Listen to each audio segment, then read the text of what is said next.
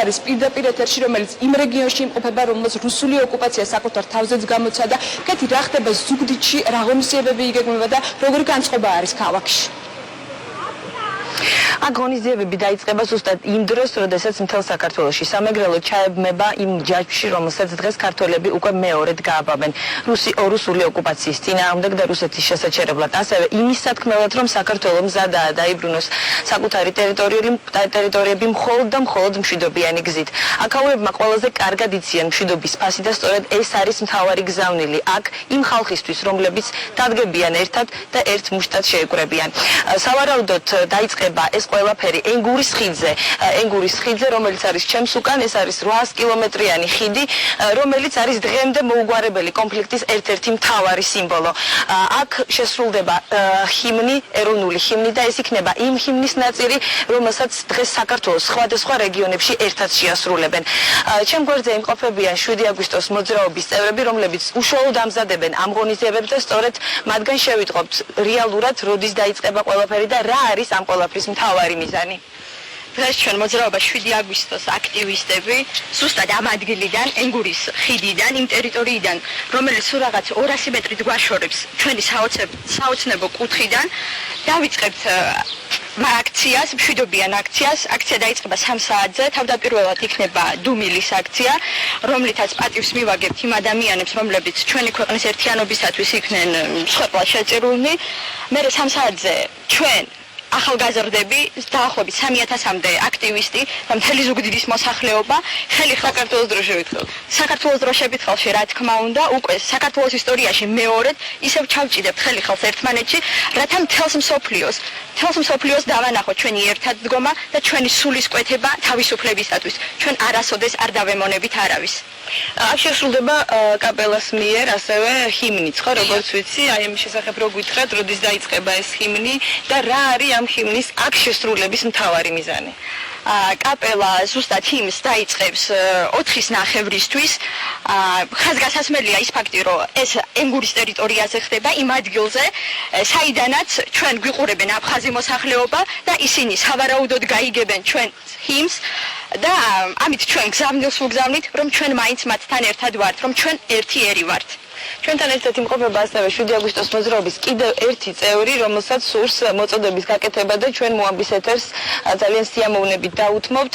რა მოწოდების გაკეთება გინდა დღეს, ამ გადამწყვეტ დღეს, იმ დღეს, როდესაც ყველამ ერთად უნდა ჩავჭიდოთ ხელი და ვთქვათ, რომ ჩვენ გვინდა მშვიდობა. თქვენ ძალიან სწორად დანიშნეთ, დღეს არის გადამწყვეტი დღე, იმისთვის, რომ საქართველოს მოსახლეობა, ყოველი მოქალაქე, არ აქვს მნიშვნელობა მის ეროვნულ კუთვნილებას, აგრეთვე პოლიტიკურ კუთვნილებას, ყველამ უნდა დაივიწყოს ის თუ რა პოლიტიკურ მოსაზრებებს გამოხატავს ის, იმიტომ რომ თუ ჩვენ დღეს ყველანი ერთად დავდექით, ჩავჭიდებთ ხელები ერთმანეთს ჯაჭვში, ეს სიმბოლური აქცია არის, თუ ჩვენ ეს გავაკეთეთ, შეიძლება ერთხელაც დადგეს ის მომენტი, როცა ჩვენ დავიწყებთ დგომას, ზუსტად ენგურის ხიდის იქეთა ბოლოდან. დავდგებით ყველანი ერთად, ჩავჭიდებთ ხელს ერთმანეთს და ვიტყვით, რომ საქართველო ბოლოს და ბოლოს გაერთიანდა. ამას ამაყად იტყვის როგორც აფხაზი, აგრეთვე ოსი და ყველა საქართველოს მოსახლე, რომელსაც უნდა მშვიდობა, არა მარტო საქართველოს ტერიტორიაზე, არამედ მთელს მსოფლიოში. და მე მოვუწოდებ ყოველ ქართველ მოქალაქეს დღეს ზუსტად 3 საათზე დადგეს ყოველანი ერთხელ მშვიდობისთვის, იმისთვის, რომ ხვალ ჩვენი მომავალი იყოს სტაბილური, უზრუნველყოფილი, პოლიტიკურად და რა თქმა უნდა მყარი. და ეს მარტო ერთიანობით გადაწყდება. ჩვენი ერთიანობა კი ჩვენი დახმარებით. ანუ ქართველები, აფხაზები, სხვების დაუხმარებლად, სხვა ნაციების და ქვეყნების ჩაურევლად უნდა დავდგეთ ერთმანეთის გვერდით და ეს აუცილებლად იქნება. და მე ვიმედოვნებ, რომ ახალგაზრდები დამიჭერენ მხარს და ჩვენ მომავალ წელს დავიწყებთ ჯაჭვს უკვე იქიდან. არა, გარდა არამედ ყველასთვის საოცნებო სოხუმიდან, სოხუმიდან, მესელიზე 7-დან და საიდან და ჩვენს აუცილებლად, რა თქმა უნდა, ძალიან დიდი სიამოვნებით ჩავებმებით ამ ჯაჭვში. ახლა მე ვთხოვ ჩემ ოპერატორს დათო აჩვენე მოამბის მაყურებელს კადრი თუ როგორ მიმდინარეობს მზადება იმისთვის, რომ აქ ყველაფერი 3 საათზე იყოს წესრიგში. პირველ რიგში მოაქვთ ატრიბუტები იმისთვის, რომ კაპელა დადგეს, შემდეგ აქ ერთად შესრულდება ეროვნული ჰიმნი და ამის შემდეგ უბრალოდ მანამდე აქ იქნება დუმილის აქცია. თუმცა ენგურის ხიდზე მიმდინარე ღონისძიება არ არის ერთადერთი ღონისძიება, რომელიც დღეს სამეგრელოში იქნება. ამ წუთებში უკვე სენაკში ტარდება მოსახსენიებელი პარაკლისი იმ ადამიანების პატივსაგებად, რომლებიც შეეწირნენ რუსულ აგრესიას. სენაკის სამხედრო ბაზა დაიბომბა 2008 წლის 8 აგვისტოს ზუსტად 11 საათსა და 30 წუთზე და იქ დაიღუპა 13 ჯარისკაცი, ასევე რეზერვისტები.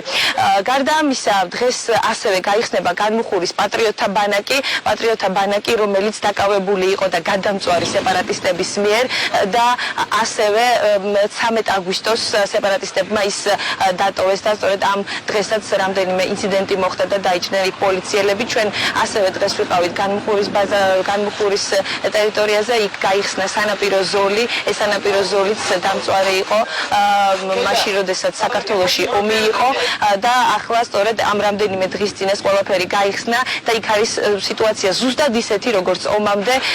ეს განმუხურის ტერიტორია და სანაპირო ზოლი არის მნიშვნელოვანი და განსაკუთრებული დატვირთვა აქვს იმის გამო, რომ იქიდან უკვე რამდენიმე მეტრში უკვე სეპარატისტები დგანან და სეპარატისტების მიერ კონტროლირებადი ტერიტორიაა, სნაიპერები კი ადვილად შესამჩნევია. ჩვენ ნახეთ, რომ იქ ჩვეულებრივად მიმდინარეობს ცხოვრება, არიან დამსვენებლები და სხვათა შორის რუსეთიდანაც. მაქაურობა ასე კარგად დაგხვდებოდა მოწყობილი. ძალიან კარგად დავისვენეთ შარშანაც და წელსაც. დიდი მადლობა ყველას.